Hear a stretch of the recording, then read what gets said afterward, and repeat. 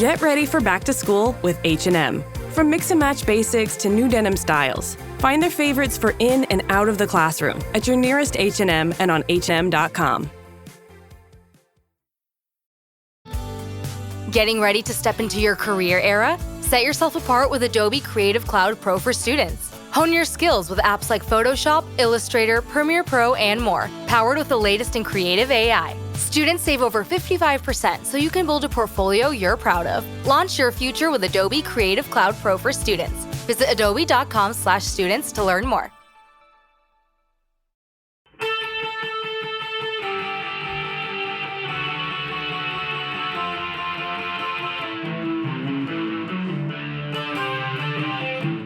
This is the Daily Blast from the New Republic, produced and presented by the DSR Network. I'm your host, Greg Sargent.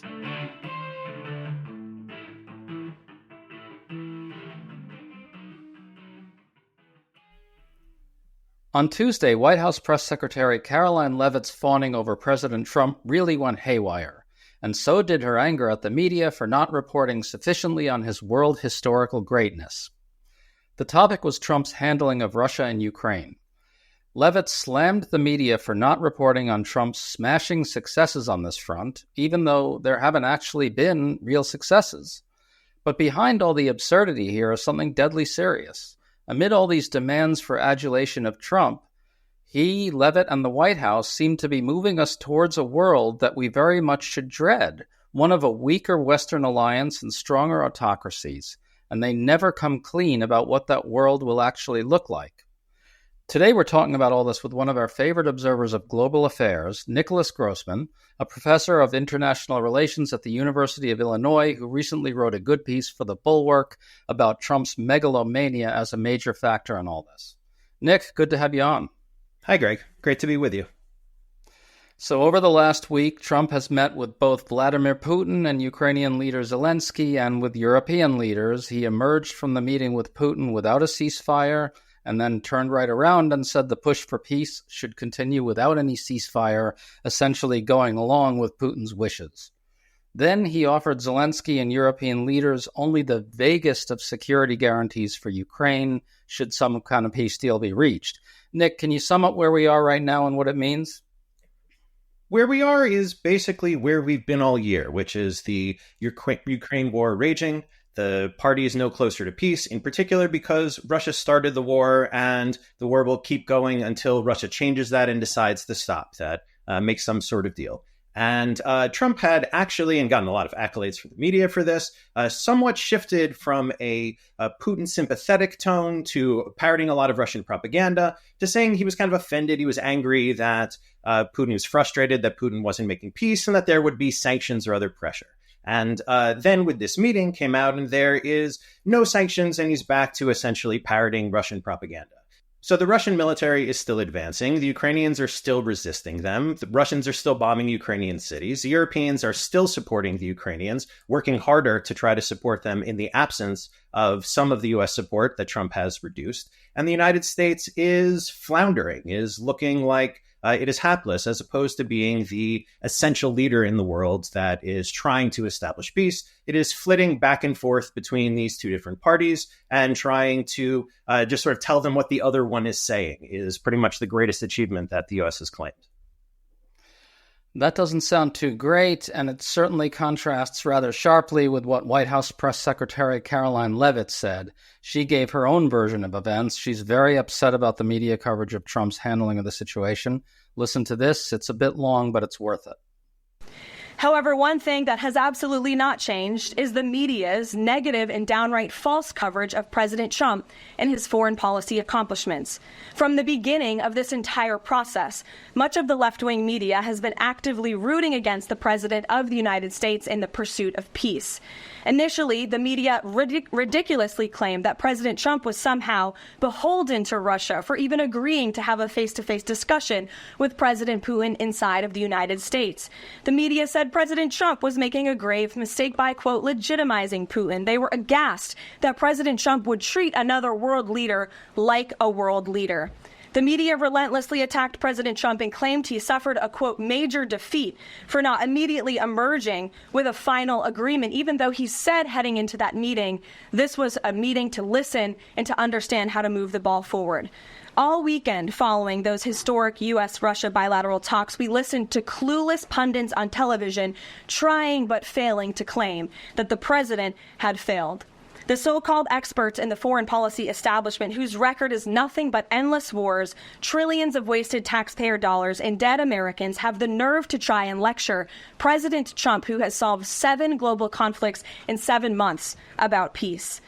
Nick, let's divide this into 2 pieces. First, let's start with the claim, which is now constant from Trump and Levitt, that Trump is the greatest peacemaker in world history, having magically solved 7 wars, although that number tends to shift. In some cases, there isn't a lasting peace, or the violence is continuing, and in others, his role is heavily disputed. It's just a lot of nonsense. You want to give us the rundown on the claim? Sure. The short answer is that it's bullshit. That it reminds me of something like from debate of a move called the Gish Gallop, where somebody just throws a whole bunch of bullshit at the wall, and then their opponents end up getting caught up and kind of disputing each one. That if anything, it would be a waste of time to dispute each one. There's things like between Congo and Rwanda, the rebel group there is still fighting, and they're saying they're going to escalate again, or India and Pakistan, where they're saying, no, actually, we did it on our own. They didn't really do much. Other ones where it isn't even a peace deal. They don't even have relations. And so all of it is essentially bullshit. What Trump has actually done in office is escalate various conflicts, destabilize various situations, and generally make the world a less stable place by weakening support for U.S. allies and generally abandoning America's role in the world. And so that is a much bigger impact than the rest of it, that they're lying, because Trump's top foreign policy priority has always been lying to the American people, to put on a show for Americans, not to do the hard work that actually makes this stuff accomplish in the world. The reason why people get, say, a Nobel Peace Prize, or that's an achievement, is because peace is hard, and they haven't done the work. They've mostly just tried to bullshit their way through it and claim credit for things that happen, or just lie about things that didn't actually happen. It's the dog days of summer, and that means it's still too hot and we're in the silly season of news. But to help you get through this time and bring you the news you need to know, we have a special offer at the DSR Network. Right now, using code DOGDAYS at the dsrnetwork.com/buy, you can get a DSR membership for 50% off. That means access to our Discord community, members-only sections of your favorite pods, and early access to episodes, all for half off. Sign up today using code DOGDAYS at the dsrnetwork.com/buy. This offer is only available for August, so act fast. Thank you for your support, and enjoy the show.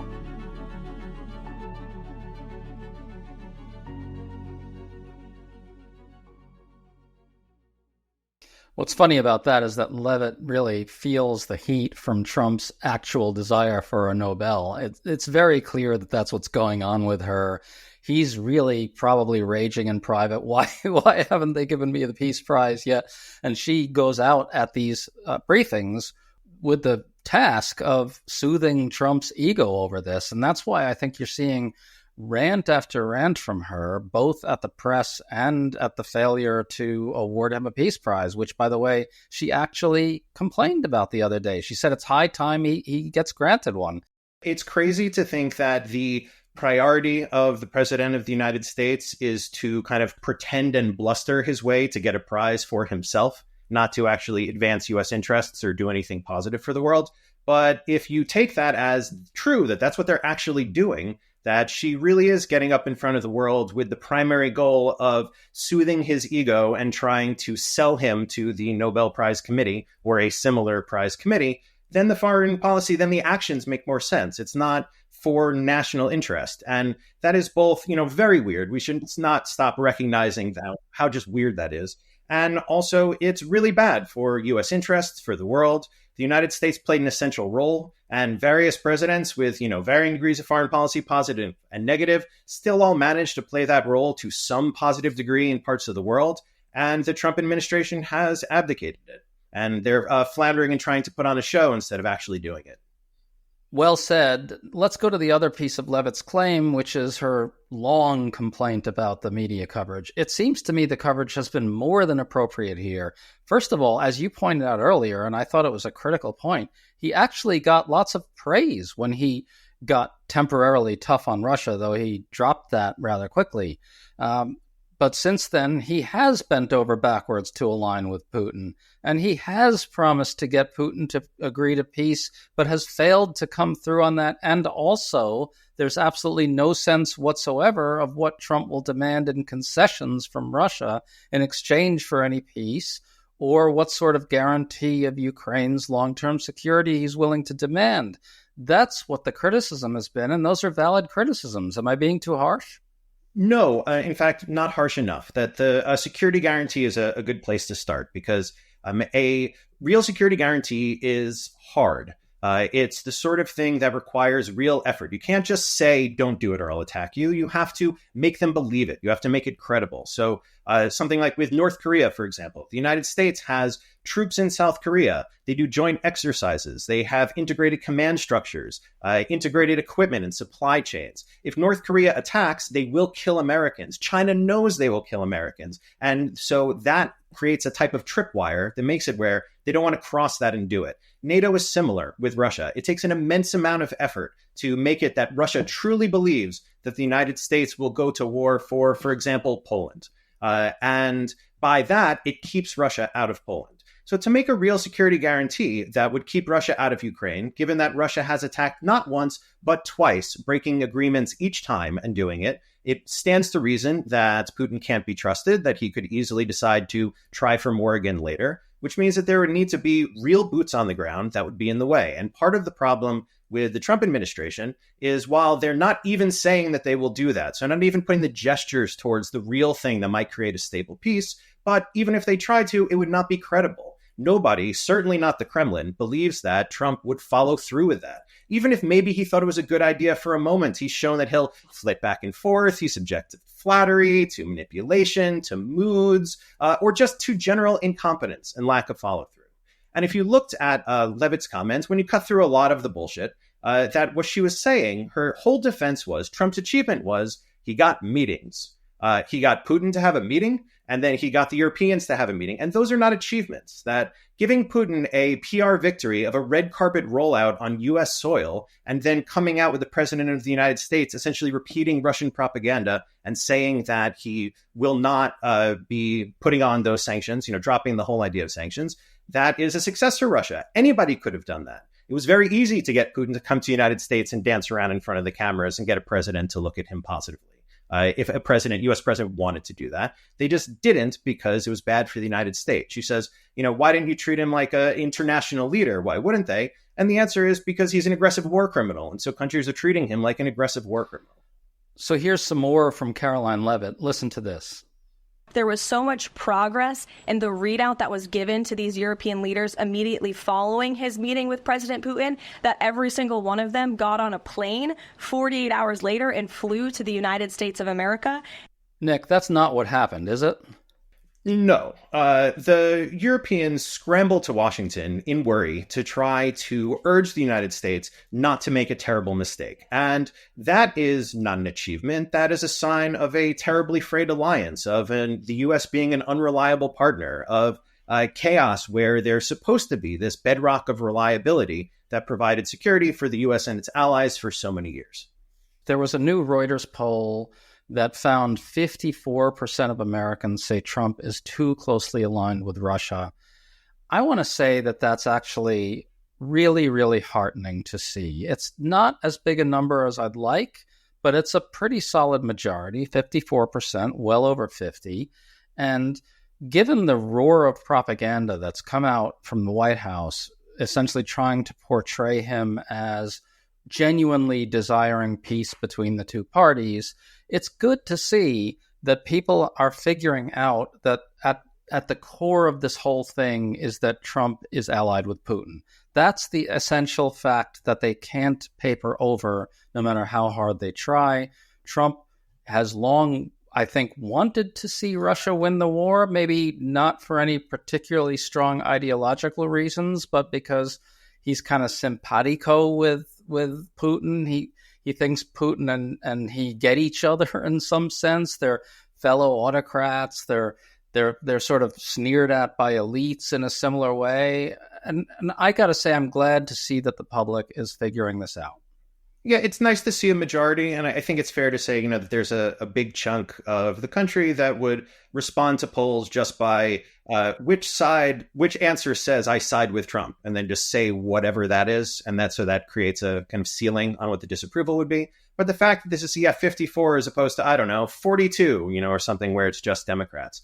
But it's something that is overwhelming. It's one of the, I'd say, kind of key features about Trump in his public life, that he is very positive about Vladimir Putin. He's negative about so many people in so many different ways. We know what he sounds like when he wants to speak negatively of somebody, and he never does that of Putin. And he seems almost, and like he did in Alaska, like he was, I don't know, fanboying, like he was a Star Wars fan meeting Mark Hamill or something. He seemed very excited. And I take it as, not any sort of secret meetings where they're working out a nefarious plan, but that Trump has always had admiration for Putin, is jealous of Putin, wants to be seen as, a tough guy like that. Trump is personally kind of a wuss, and Putin, is a killer and, is a hard man in a way that Trump is not, and portrays himself well with good image creation. And Trump, even at the start of the war, gushed that it was savvy and genius to attack Ukraine like that. Real quotes. Savvy and genius was his reaction. And so a big part of it is also his worldview, that the strong should be able to push around weaker ones. He and a lot of his staff bathe in online right-wing propaganda that the Ukrainians, like the West, are weak and woke and, too gay to fight. And that has nothing to do with warfare, how it actually works. That's, culture war nonsense. But they really are caught up in a lot of that. And so his worldview, a lot of their worldview, needs Russia to win, to have some sort of success to validate it. And the type of actual response to Russia that would really get them to stop, the strong, sustained military effort that would make them realize either that their war effort would collapse or make them realize that it was futile and unlikely to succeed, not worth the effort, and that they should just take what they can get. That's the only real path to peace. And Trump can't do that because he simply, I don't even think he'd be capable of it, but even if he were, he does not want it. He doesn't really try for it. At the very least, I think it's safe to say, based on all his actions, he does not want to see Putin actually lose. And therefore, he can't do what the Ukrainians and the Europeans need. Well, that brings me to the question I wanted to close out on. Just to go big picture, we keep being instructed to worship Trump as a great world historical peacemaker. But at the end of the day, you put your finger on it there. Trump is setting us up for a world in which the alliance of Western liberal democracies is weaker and autocracies are stronger. It's a world in which quasi-genocidal conflict and invasions like Putin's are rewarded. Can you talk about where we're going here and what that might look like, that world? Sure. I think that this is, without exaggeration, one of the biggest things that's happened in modern history. And that is essentially that the world order from World War II on, and especially from the end of the Cold War, was based on the bedrock of American power. America is the champion of democracy, is the policeman of the world, is the head of the liberal world order, whatever euphemism you wanted to use for it, of American hegemony.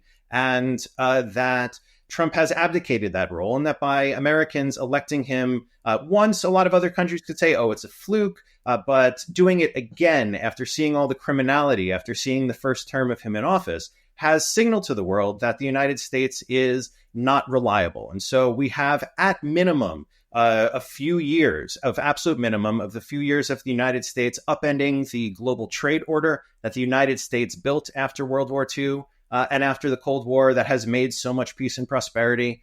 We've got him upending alliances. NATO, I mentioned credibility earlier. NATO depends on the widespread belief that the United States will be there for its allies, and that belief is not there because who really trusts Trump is going to do that?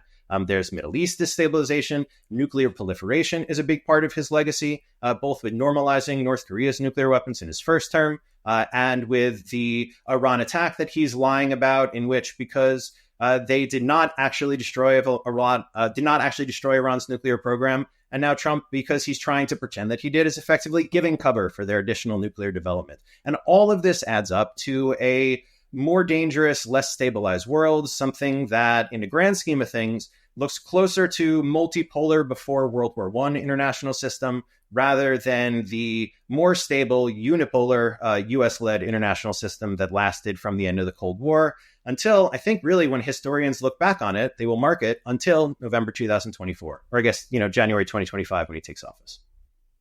Yep, and to top all that off, he's also collapsing liberal democracy, American liberal democracy here at home. Nick Grossman, thanks for that rundown, man. That was really something. We really appreciate it. All right. Thanks for having me.